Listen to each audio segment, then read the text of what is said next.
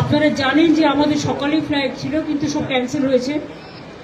কাজেই সব প্রোগ্রামই প্রায় অনেকটাই ডিস্টার্ব হয়ে গেছে। যাই হোক,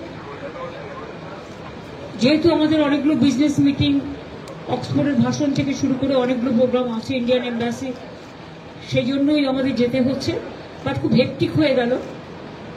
মাত্র 4টে দিন মাঝে টাইম থাকবে, তার মধ্যে আমাদের যাতায়াত করতে দিন রাত দুটোই লাগছে, কারণ টাইম অ্যাডজাস্ট করতে হোল নাইট জার্নি করতে হবে, এবং আসার দিনও মধ্যরাতে এসে পৌঁছবো, আমরা সকালে এসে পৌঁছবো দুবাই থেকে সন্ধ্যেবেলা এসে বিকেলের ফ্লাইট ধরে।